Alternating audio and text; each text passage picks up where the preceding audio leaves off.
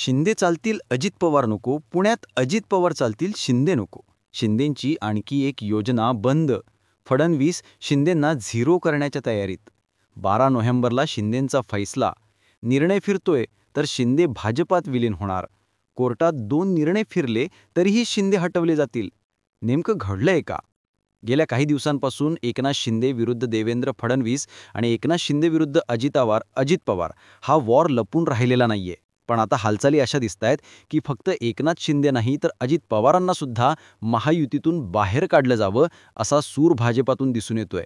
छत्रपती संभाजीनगर जिथे शिंदेंची 2 आमदार आहेत आणि भाजपाचा एकच आमदार आहे, तरीसुद्धा भाजपा छत्रपती संभाजीनगरमध्ये स्वतःला मोठा भाऊ म्हणून घेतोय. एवढंच नाही तर युतीत लढायचं असेल तर एक वेळेस शिंदे चालतील पण अजित पवार नकोच असा सूर फडणवीसांच्या समोरच छत्रपती संभाजीनगरमधील भाजपाच्या पदाधिकाऱ्यांनी काढला. आता याचे सगळे पुढचे जाऊन परिणाम काय होतील हे समजून घ्या. मुंबईमध्ये शिंदे आणि भाजपा युतीत लढण्याचा विचार करतंय. पुण्यामध्ये अजित पवार स्वतंत्र लढण्याचं म्हणतायत. इकडे अहिल्यानगर जिल्ह्याचा विचार केला तर इथे शिंदे सेनेला सोबत घेतलं जाणार नाहीये. सगळीच जर वारे फिरायचे जर ठरले तर एकंदरीत आता महायुतीत काहीही आलबेल नसल्याचं दिसून येत आहे. दुसरीकडे एकनाथ शिंदेंनी सुरू केलेल्या एकामागून एक योजना ज्या आहेत त्या बंद पडतायत. आता याला मुख्य कारण कोणतं समजायचं असाही प्रश्न या निमित्ताने तयार होतोय. आधीही एकनाथ शिंदेंच्या कार्यकाळात सुरू झालेल्या आनंदाचा शिदा ही योजना बंद करण्यात आली होती आणि आता सुद्धा एकामागून एक एकनाथ शिंदेंनी सुरू केलेल्या योजना बंद केल्या जात आहेत. एकनाथ शिंदेंच्या कार्यकाळामध्ये घेतलेले अनेक निर्णय सुद्धा मुख्यमंत्री देवेंद्र फडणवीस यांनी थांबवलेत, हेही नाकारता येणार नाहीयेत.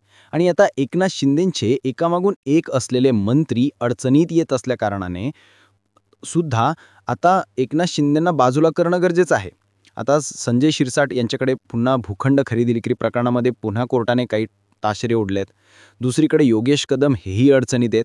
आणि तिसरीकडे 12 नोव्हेंबरला जस्टिस सूर्यकांत यांच्यासमोर सुप्रीम कोर्ट जे आहे ते ठाकरेंकडच्या पक्ष आणि चिन्हाच्या विषयाबाबत अंतिम फैसला देणार आहे. यामध्ये 2 मुद्दे टर्निंग पॉईंट ठरवणारे असू शकतात. एक राहुल नार्वेकरांचा निर्णय आणि दुसरं निवडणूक आयोगाने एकनाथ शिंदे यांना दिलेलं पक्ष आणि चिन्ह अपात्रतेचा निकाल.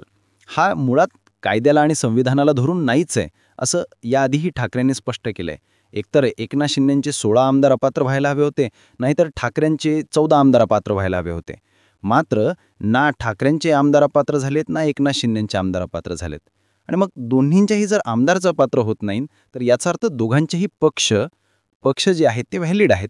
मात्र तसंही न करता राहुल नार्वेकरांनी या सगळ्या विषयाला बुमरँग केलं आणि हाच विषय सध्या कोर्टासमोर आहे.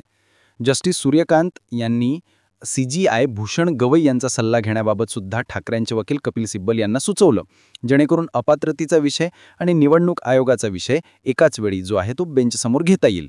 आता भूषण गवई या विषयामध्ये काय इंटरफेअर करतात हे पाहण्यासारखं आहे. मात्र याआधी जसं एकनाथ शिंदे मुख्यमंत्री झाले तसे पुढचे 2-2.5 वर्ष आणि आत्ताचे हे 11 महिने भाजपाने एकनाथ शिंदेंना प्रोटेक्शन दिलं. मग निवडणूक आयोगापासून ते राज्यपालापर्यंत, विधानसभा अध्यक्षांपासून तर सुप्रीम कोर्टापर्यंत सगळीकडेच भाजपाने फिल्डिंग लावली होती. मात्र आता एकनाथ शिंदे भाजपाचाही बाप बनण्याचा प्रयत्न करतायत असं भाजपाला वाटू लागलंय. आणि त्यामुळे आता सुप्रीम कोर्टामध्ये शिंदेंना वाचवण्यासाठी जर भाजपाने ताकद लावली नाही तर शिंदे हे हटवले जातील, त्यांच्याकडून त्यांचं पक्ष चिन्ह काढून घेतलं जाईल आणि शिंदे हे आमदार विना आणि पक्षविना होऊ शकतात.